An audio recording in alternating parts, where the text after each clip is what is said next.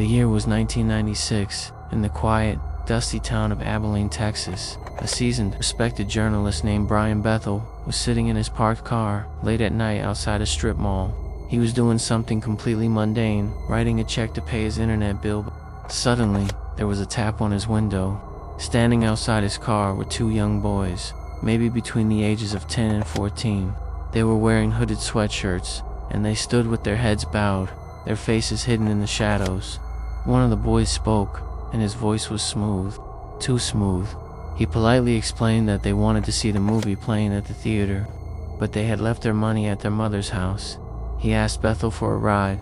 It sounds innocent enough, just two kids needing a favor, but Bethel later described an immediate, soul-crushing wave of dread washing over him.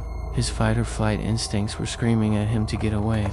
It was a biological alarm bell warning him that he was in the presence of an apex predator. The boy outside, sensing Bethel's hesitation, became more demanding. His voice lost its childhood innocence and took on a cold, authoritative tone. He told Bethel, "We can't come in unless you invite us in. You have to let us in."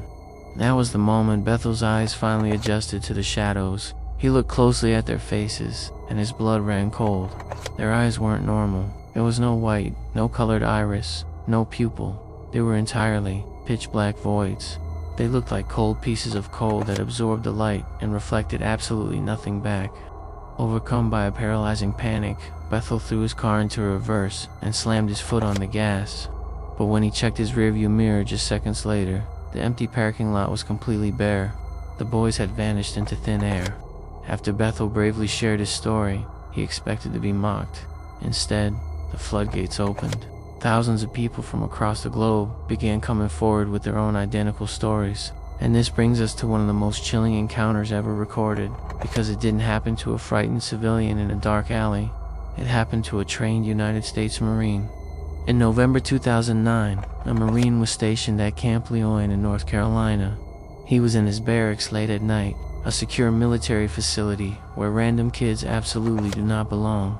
He heard a rhythmic, persistent knocking on his door. When he opened it, he found two children standing in the dimly lit hallway. They didn't look right. Their clothes were slightly outdated, and they were staring at the floor. The Marine, confused as to how children had bypassed military security, asked what they were doing there. One of the kids looked up and said, in a flat, monotone voice, "We want to come in and read." The Marine later reported that the moment the child spoke, a feeling of absolute primal terror gripped him. This was a man trained for war, a man taught to face down armed combatants, and yet his knees were shaking. He looked at their faces and saw the trademark solid black eyes. Every instinct in his body told him that if he let them step into that room, he would die. He slammed the door in their faces and locked it. When he looked out the window a moment later to see where they went, the hallway was empty. Even on a lockdown military base, these entities could appear and disappear at will. But this isn't just an American phenomenon. If we cross the Atlantic to the United Kingdom, we find a place called Cannock Chase in Staffordshire. This dense, ancient forest has a history of strange occurrences, but in 2014, it became the epicenter of a massive black-eyed child outbreak. A woman was walking her dog through the woods when she heard the horrifying sound of a little girl screaming for help.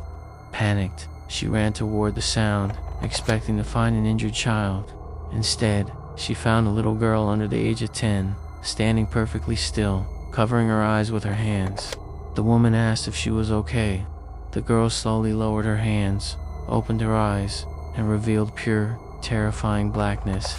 The woman grabbed her dog and ran, and the local news outlets in England were flooded with similar reports for months. When you study hundreds of these cases, a terrifying pattern emerges. The black-eyed children operate by a very specific, unbreakable set of rules. First, they always appear in liminal spaces and places of transition. You will find them in empty parking lots, deserted rural roads, or standing on your front porch late at night. Second, they have an inexplicable effect on technology and nature. Witnesses constantly report that the moment the children appear, the neighborhood dogs stop barking, the crickets stop chirping, the air grows freezing cold, and a strange silence falls over the area. Cell phones suddenly lose their charge, and car batteries mysteriously die. The truth is, they are out there. They are wandering the dark, quiet streets of our neighborhoods, waiting for the glow of a porch light. They are waiting for someone who is too polite to say no. So, if you hear a rhythmic knock on your door late tonight, and you feel that sudden, icy drop in the pit of your stomach, do not look out the window. Do not open the door to check, and whatever you do, never, ever invite them in.